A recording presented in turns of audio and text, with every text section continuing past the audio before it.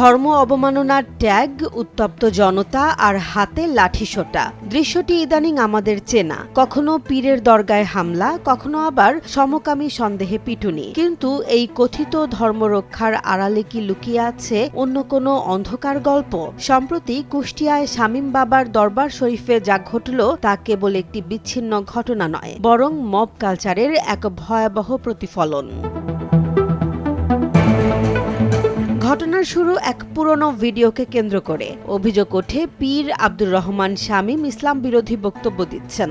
মুহূর্তেই আগুনের মতো ছড়িয়ে পড়ে সেই ভিডিও। যদিও অনুসারীদের দাবি ভিডিওটি ছিল কাটছাঁট করা। পীর আলোচনার সুযোগ চেয়েছিলেন, দুই হাত তুলে শান্ত হতে বলেছিলেন উত্তেজিত জনতাকে। কিন্তু উগ্র মবের সামনে টেকেনি সেই মিনতি। ফলশ্রুতিতে লাঠিসোঁটার আঘাতে প্রাণ হারাতে হয় তাকে। প্রশ্ন উঠছে, আলোচনা বা আইনের সুযোগ না দিয়ে কেন এই রক্তপাত?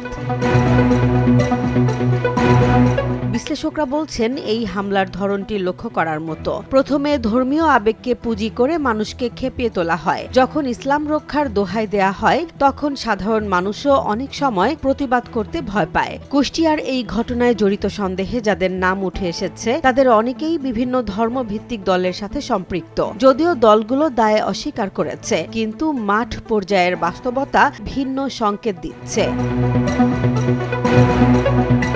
তবে কি শুধুই ধর্মীয় আবেগ? তদন্ত আর প্রত্যক্ষদর্শীদের বয়ান বলছে ভিন্ন কথা। মাজার বা দরগায় হামলার নেপথ্যে অনেক সময় কাজ করে দখলবাজি বা লুটপাটের নেশা। কুষ্টিয়ার এই দরগাতেও হামলার সময় স্বর্ণালংকার ও সম্পদ লুটের অভিযোগ উঠেছে। নৃবিজ্ঞানীরা মনে করেন ধর্মের মোড়কে এখানে আসলে আধিপত্য বিস্তার এবং অর্থনৈতিক স্বার্থ হাসিল করাই মূল লক্ষ্য হয়ে দাঁড়িয়েছে। রাজনৈতিক পালাবদলের এই সময়ে মব কালচারের দমনে রাষ্ট্রযন্ত্রের সীমাবদ্ধতাকেও সুযোগ হিসেবে নিচ্ছে একটি স্বার্থান্বেষী মহল। অন্তর্বর্তীকালীন সরকার থেকে শুরু করে বর্তমান রাজনৈতিক সরকার কেউই যেন এই মব ভায়োলেন্সের লাগাম টেনে ধরতে পারছে না। সব দলই কোথাও না কোথাও ধর্মকে রাজনৈতিক হাতিয়ার হিসেবে ব্যবহার করায় কঠোর ব্যবস্থা নিতে এক ধরনের অনীহা দেখা যাচ্ছে। যদিও সরকারের উচ্চ পর্যায় থেকে এখন ব্যর্থতা স্বীকার করে কঠোর আইনি পদক্ষেপের প্রতিশ্রুতি দেয়া হচ্ছে। তবে সাধারণ মানুষের প্রশ্ন একটাই, আইন নিজের হাতে তুলে নেয়ার এই সংস্কৃতি আর কতদিন?